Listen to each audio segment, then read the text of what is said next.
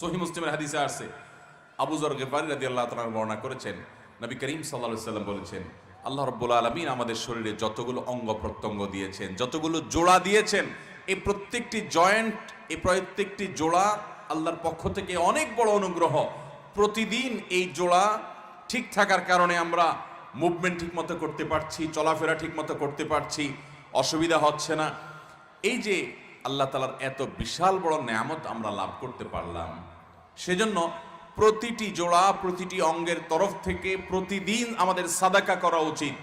আমরা একবার সুবহানাল্লাহ বললে একটি জোড়া, একটা জয়েন্টের পক্ষ থেকে, অঙ্গের পক্ষ থেকে সাদাকা হয়, এর পক্ষ থেকে আল্লাহর শুকরিয়া আদায় করা হয়।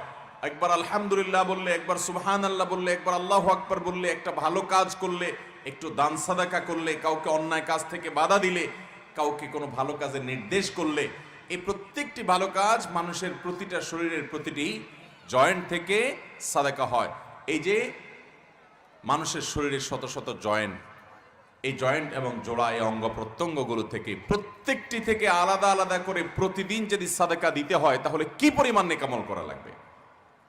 এই হাদিসে নবী সাল্লাল্লাহু আলাইহি ওয়াসাল্লাম বলেছেন, মানুষের শরীরের প্রতিটি জয়েন্ট, জোড়া, প্রতিটি অঙ্গ প্রত্যঙ্গ থেকে একটি কাজ প্রত্যেকটির তরফ থেকে সাদাকা করার, শুকরিয়া আদায় করার কাজ করে দেয়। সেটা হলো, যদি কেউ সলাতুদ দুহা বা চাশতের নামাজ পড়ে, তাহলে এই একটি কাজ তার শরীরের সমস্ত জয়েন্টের তরফ থেকে সাদাকা হয়ে যায়। মোহতারাম হাজরিন, এই সালাতুদ দুহা বা চাশতের নামাজের সম্পর্কে তিরমিজির বর্ণনায় আসছে, নবী করিম সাল্লাল্লাহু আলাইহি সাল্লাম বলেছেন যে আল্লাহ রাব্বুল আলামিন হাদিসে কুদসিতে বলেছেন, ইয়াবনা আদম, হে আদম সন্তান, এর কালি আউয়ালান নাহারি আরবাআন, তোমরা দিনের শুরুতে 4 রাকাত নামাজ পড়ো আমাকে সন্তুষ্ট করবার জন্য। এটা আল্লাহ বলছেন। আকফিকা আখিরাহু, তাহলে তোমাকে আমি দিনের শেষ পর্যন্ত পরিপূর্ণ সময়টাতে আমি যথেষ্ট হয়ে যাব সকল ক্ষতি থেকে বাঁচাবার জন্য। এই 4 রাকাত নামাজ সালাতুদ দুহা, যেটাকে আমরা চাশতের নামাজও বলি। নবী আলাইহিস সালাম অন্য হাদিসে বলেছেন, লা ইউহাফিযু আলা সালাতিদ দুহা ইল্লা আওয়াব, যারা আল্লাহর দিকে ধাবিত, আল্লাহর দিকে অগ্রসর, এলিট শ্রেণীর মুসলমান, সাধারণ শ্রেণী না, একেবারে সর্বোচ্চ মর্যাদার, সর্বোচ্চ শ্রেণীর আপার ক্লাসের মুসলমান, যারা এই আপার ক্লাসের মুসলমান, তাদের কাজ হলো আল্লাহর পথে ধাবিত তারা থাকে, আল্লাহর দিকে ঝুঁকে থাকে, আল্লাহর দিকে অগ্রসর থাকে। এই আওয়াব শ্রেণীর বান্দা, আপার ক্লাসের মুসলমানদের আমল হলো চাশতের নামাজ। এটা সাধারণ মুসলমানরা পারে না। এই জন্য নবী সাল্লাল্লাহু আলাইহি ওয়াসাল্লাম এটার নাম দিচ্ছেন ওয়াহিয়া সালাতুল আওয়াবিন। এটা হলো আওয়াবিনের নামাজ, অর্থাৎ আল্লাহর দিকে যারা ধাবিত থাকে তাদের নামাজ, সালাতুদ দুহা। এই নামাজটা কখন পড়তে হয়? এই নামাজটা পড়তে হয় সূর্য যখন তেতে যায়, সূর্যের উত্তাপে যখন বালি মাটি একটু গরম হতে লাগে, তখন থেকে নিয়ে জোহরের ওয়াক্ত হওয়ার আগ পর্যন্ত। এটা গরমের সিজনে এক টাইম হয়, শীতের সিজনে আরেক টাইম হয়। কারণ গরমের সময় সূর্য এক সময় উঠে, শীতের সময় সূর্য আরেক সময় উঠে। আনুমানিক বেশিরভাগ সিজনে দেখবেন আপনি 8টা, 8:30টার পর থেকে নিয়ে আপনার জোহরের আগ পর্যন্ত এই টাইমটাতে বালু তেতে যায়। কখনো একটু দেরি হয়, 9টা বাজে, বা কখনো একটু আগে হয়। তো এই 9টা, 10টা, 10:30 এই টাইমগুলোতে জোহরের ওয়াক্ত হওয়ার আগ পর্যন্ত 4 রাকাত নামাজ। কোনো কোনো বর্ণায় অবশ্য 2 রাকাতের কথা বলা হয়েছে, কিন্তু বেশিরভাগ বর্ণায় 4 রাকাতের কথা বলা হয়েছে। আবার অনেক বর্ণায় 8 রাকাতের কথা বর্ণিত হয়েছে।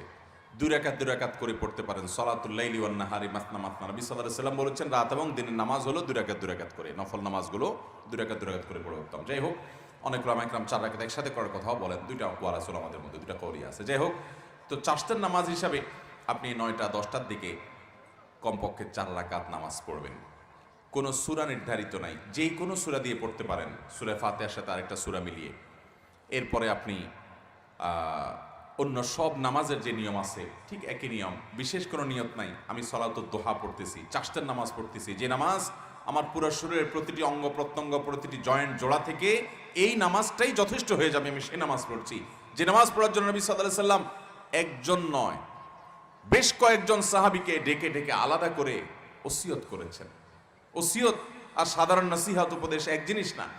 নবী সাল্লাল্লাহু আলাইহি সাল্লাম ওসিয়ত করেছেন। ওসিয়ত সাধারণত বলা হয় কোনো ব্যক্তি তার মৃত্যুর পরেও যেন কোনো কাজ করা হয় সে সম্পর্কে যে উপদেশ দিয়ে যায়, গাইডলাইন দিয়ে যায়, ওটার নাম ওসিয়ত। এটা মানুষ একান্ত আপনজনকে করে। আমাদের প্রাণের নবী সাল্লাল্লাহু আলাইহি সাল্লাম তার একাধিক সাহাবীকে, বেশ কয়েকজন সাহাবীকে ওসিয়ত করে গেছেন যে এই নামাজ কখনো ছাড়বা না।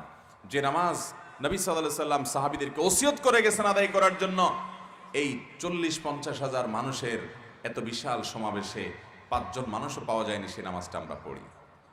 এই নামাজটা ভাইয়েরা আমার নিয়মিত পড়তে না পারি, অন্তত সপ্তাহে 1-2 দিন হলেও, মাঝে মধ্যে হলেও আদায় করব ইনশাআল্লাহ। ভাইয়েরা আমার, এই সমস্ত নফল নামাজগুলো ফরজ নামাজের ঘাটতি পূরণ করবে কিয়ামতের ময়দানে। 5 ওয়াক্ত ফরজ নামাজ তো পড়তেই হবে প্রতিদিন। এই নামাজে যদি ত্রুটি বিচ্ছুতি দেখা যায়, নফল নামাজ দিয়ে আল্লাহ রাব্বুল আলামিন ফরজের ঘাটতিগুলো পূরণ করবেন। বিশেষ করে এই সমস্ত নফল নামাজের ইহতিমাম, এগুলোর গুরুত্ব যখন মুসলমানরা দিতে থাকবে, তখন আল্লাহর সাথে তাদের একটা বিশেষ সম্পর্ক হবে। আজকে আল্লাহর সাথে আমাদের কোনো সম্পর্ক নাই, আমরা দোয়া করি মনোযোগ নাই, নামাজ পড়ি মনোযোগ নাই, স্বাদ পাই না, তৃপ্তি পাই না, আল্লাহর সাথে কোনো কানেকশন নাই। আল্লাহর সাথে কথা বলে একটা তৃপ্তি আছে ভাই।